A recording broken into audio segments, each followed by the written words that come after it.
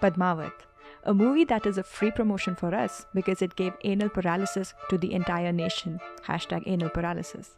The movie is visually stunning, from the ethereal beauty of Deepika Padukone to the well-muscled bod of Shahid Kapoor. There is not a stray fat cell or indeed a misplaced fleck of dust in the gold and sepia-toned Rajput land of Chittor. Sadly, this is where the movie's genius ends. Before you get your panties in a bunch, hear me out.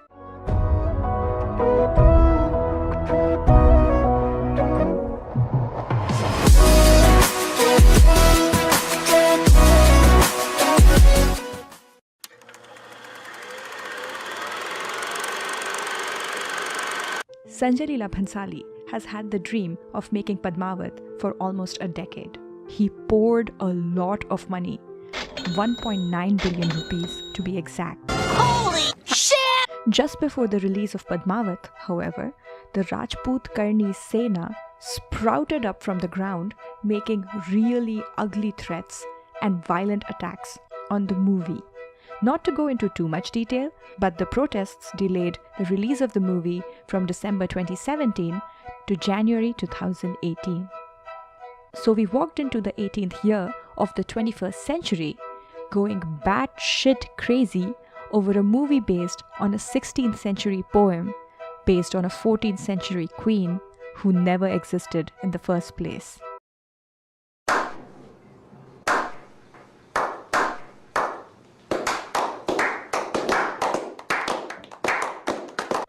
Padmaavat became a symbolic hero of sorts as it emerged from the muck that they were dragged into.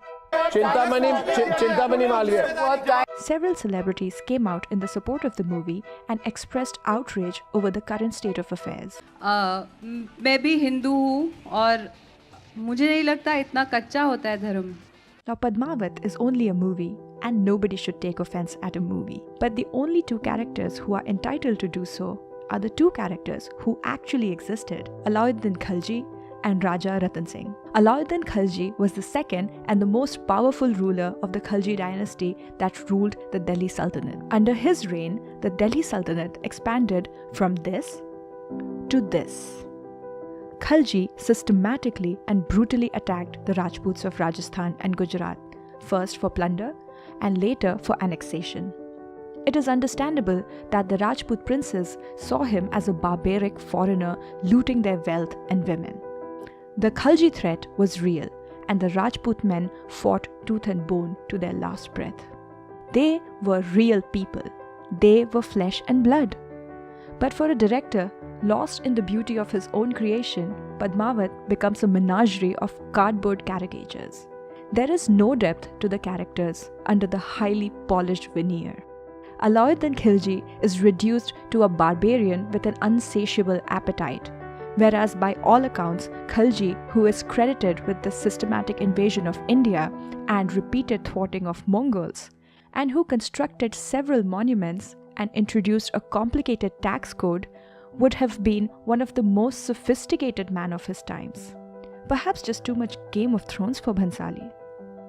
Raja Ratan Singh, on the other hand, has been portrayed as a smoky, pouting doll who utters a platitude about Rajput bravery every time someone pushes his buttons. Sanjay Leela Bhansali's understanding of the Rajput and Khalji geopolitics is as superficial as Ekta Kapoor's understanding of Saas-Bahu relations.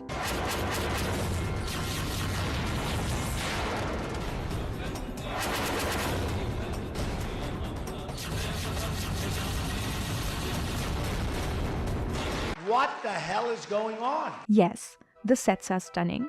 And yes, the saris are gorgeous. Don't get me wrong. The offense taken by the Karni Sena is unfounded because this is a fictional adaptation of a fictional adaptation. If anything, they should be glad for the stereotype of Rajput life that this movie promotes. The lack of a story in the movie is obvious even from the trailers, which feature hardly 10 seconds of dialogue. A few years ago, this would have been a justified effort simply for the stunning visuals. But in a post-Bahubali era of cinema, there is no A for effort.